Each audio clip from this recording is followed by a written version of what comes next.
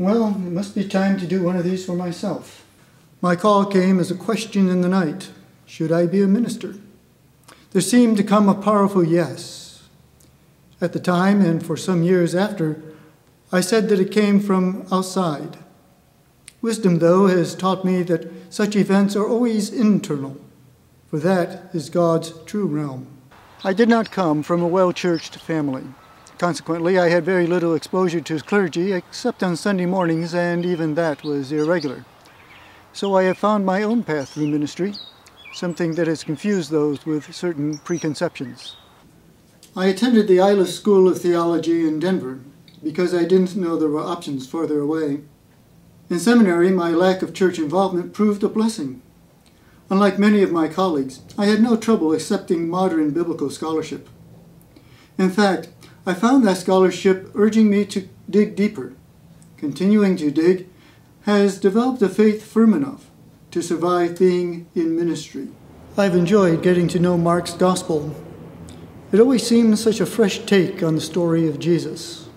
Its call to be radically involved with outsiders challenges those seeking comfortable pews in which to sleep during worship. Being involved with tech support at conference means arriving early. Some years it also meant having more than one room assignment. One year, however, things got muddled, and I ended up in 3 rooms in 2 days. I finally tracked down my district superintendent and said, "I have a complaint. I seem to remember agreeing to itinerate through the annual conference, not during the annual conference." I find science and technology friendly to faith. Science because it keeps faith honest when it wants to defend physical and biological impossibilities, and technology because it provides the tools which may be used to facilitate faith's message of hope.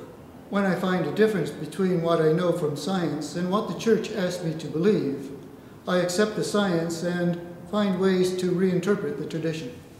I'm pro-choice because when it comes to reproduction, pregnancy is always a matter of choice, a choice that should be made in a mutually loving relationship. Regardless of the circumstances, the woman ought to have control over what happens next. As a man, my role is to ensure that she has a full range of options and support for whichever one she chooses.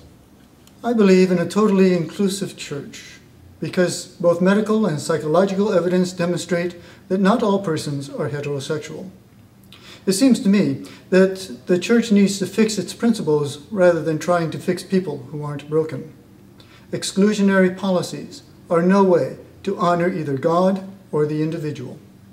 One personal and family challenge to church life is the broad array of meetings. Nora remembers that the first complete sentence our daughter composed on her own was, "Daddy has a meeting." One aspect of ministry I did not anticipate is volunteers in mission. It began for me about 20 years ago and has gotten me involved with people from Brazil, from other places in the U.S., and from elsewhere in the world. It's a marvelous opportunity to share oneself and to experience the beauty of human diversity. How to advise those coming into ministry? Well, don't do it comes to mind. But since it's probably too late, I counsel 2 things. First, be prepared for change. The church as we have known it is passing. It only barely supports full-time clergy at the moment, and that trend will continue. We need to change our polity to allow for more flexibility in parish ministry. It may well be that devolving into smaller entities will provide more effective ministry than merging into larger ones. Second, keep in mind that Christ is the only shepherd. We are not pastors. We are servants working together with others as ambassadors for Christ. So far, I've only had vicarious experiences of retirement, but it seems to me to be one more stage in life with its own challenges and opportunities. So I expect to take up the challenges and enjoy the opportunities as they come along, which is what I've done with every other stage in life.